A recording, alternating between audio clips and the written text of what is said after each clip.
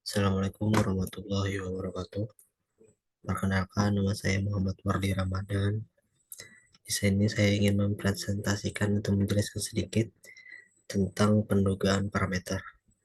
Pendugaan yaitu proses yang menggunakan sampel statistik untuk menduga atau menaksir hubungan parameter populasi yang tidak diketahui.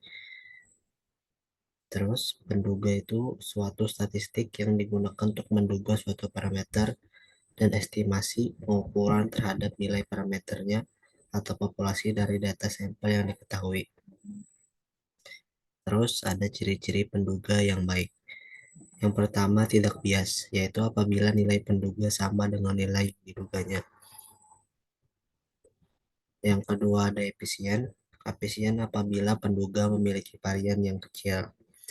Yang ketiga ada konsisten. Konsisten terbagi menjadi dua. Yang pertama, jika ukuran sampel semakin bertambah, maka penduga akan mendekati parameternya.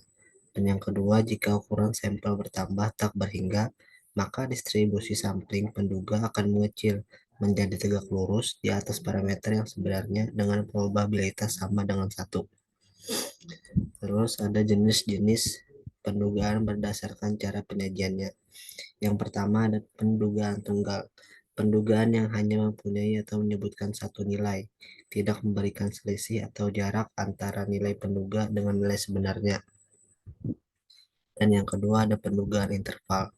Pendugaan yang mempunyai nilai sebagai pembatasan atau daerah pembatas digunakan tingkat keyakinan terhadap daerah yang nilai sebenarnya atau parameternya akan berada. Nilai 1 sampai A disebut koefisien kepercayaan. Selang kepercayaan 1 sampai A dikali 100%. Terus ada jenis-jenis pendugaan berdasarkan parameternya. Yang pertama ada pendugaan rata-rata, kedua ada pendugaan proporsi, dan ketiga ada pendugaan varian. Selanjutnya pendugaan interval untuk rata-rata. Yang pertama untuk sampel besar N lebih dari 30. A. Untuk populasi tak terbatas atau populasi terbatas yang pengambilan sampelnya dengan pengembalian dan diketahui. Seperti itu. Dan yang kedua ada didapat dua batas kepercayaan.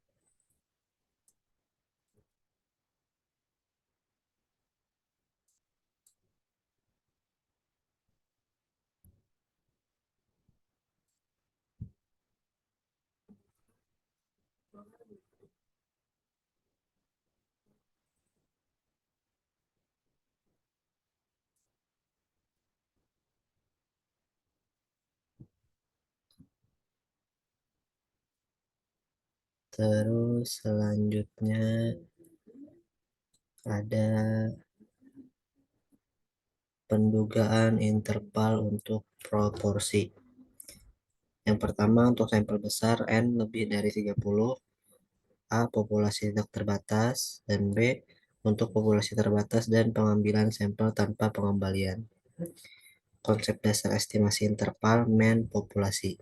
Yang pertama ada distribusi sampling, yang kedua ada pertimbangan lebar interval, yang ketiga ada tingkat kepercayaan. Yang kedua ada untuk sampel kecil. N kurang dari sama dengan 30. Terus ada pendugaan interval beda dua rata-rata. Bila ada dua populasi masing-masing dengan rata-rata U1 dan U2 varian, maka estimasi dari selisih U1 dan U2 adalah X1, X2. Pendugaan interval beda dua rata-rata. Untuk sampel besar dapat diketahui sebagai berikut. Nah, yang ini. Terus yang nomor 2, untuk sampel kecil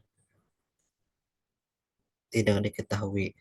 Selang kepercayaan 1 sampai A 100% untuk U1 sampai U2. Seperti ini.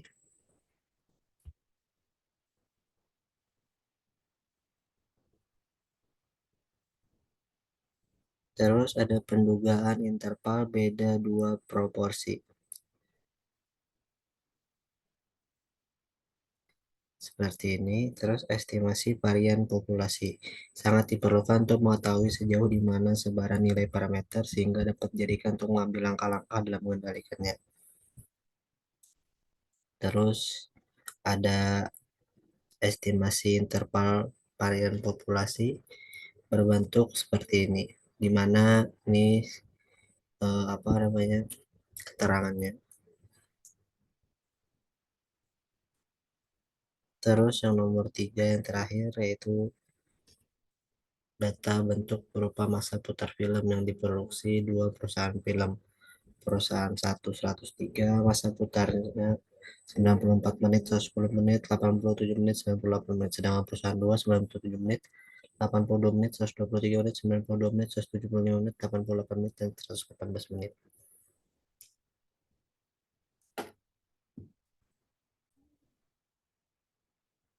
Terus kita masuk ke materi selanjutnya yaitu uji hipotesis. Definisi dari uji hipotesis tersebut ialah pernyataan statistik tentang parameter populasi. Statistik adalah ukuran-ukuran yang dikenakan pada sampel seperti rata-rata, S atau simpulan baku, S pangkat 2 varian, R atau korelasi. Pasangan pengujian hipotesis, suatu prosedur yang dilakukan dengan tujuan memutuskan apakah menerima atau menolak hipotesis mengenai parameter populasi. Terus ada pasangan hipotesis, hipotesis nol, hipotesis yang diartikan sebagai tidak adanya perbedaan antara ukuran populasi dan sampel, dan hipotesis alternatif. Lawannya hipotesis nol, adanya perbedaan data populasi dengan data sampel. Terus ada tiga bentuk rumusan hipotesis. Yang pertama ada hipotesis deskriptif, hipotesis tentang nilai suatu variabel mandiri, tidak membuat perbandingan atau hubungan. Terus ada hipotesis komparatif, pernyataan yang menunjukkan dugaan nilai dalam suatu variabel atau lebih pada sampel yang berbeda. Sebagai contoh, rumusan hipotesis komparatif. Dan nomor tiga yang terakhir ada hipotesis hubungan atau asosiatif. Pernyataan yang menunjukkan dugaan tentang hubungan antara dua variabel atau lebih. Terus di sini ada jenis galat, yaitu galat jenis 1 penolakan penolakan hipotesis nol, atau galat jenis 2 penolak penerimaan hipotesis nol yang salah. Terus ada ciri-ciri hipotesis yang baik. Hipotesis harus menyatakan hubungan. Hipotesis harus sesuai dengan fakta, harus sesuai dengan ilmu, harus dapat diuji, harus sederhana, dan harus dapat menerangkan fakta. Terus nomor satu yaitu menentukan formulasi hipotesis. Hipotesis nol yaitu dirumuskan sebagai pernyataan yang akan diuji. Rumusan pengujian hipotesis, hendaknya hipotesis nol dibuat pernyataan untuk ditolak. Yang B, hipotesis alternatif atau tandingan dirumuskan sebagai lawan atau tandingan hipotesis nol. Terus yang pertama yaitu menentukan formulasi hipotesis. Contohnya, pengujian bubu berumpan lebih efektif dibanding bubu tanpa umpan. Hipotesisnya, yang pertama hipotesis nol, bubu berumpan sama dengan bubu tanpa umpan. Dan yang kedua, hipotesis alternatif, bubu berumpan lebih efektif daripada bubu tanpa umpan. Dan yang kedua ada tentukan taraf nyata. Taraf nyata adalah besarnya toleransi dalam menerima kesalahan hasil hipotesis terhadap nilai parameter populasinya.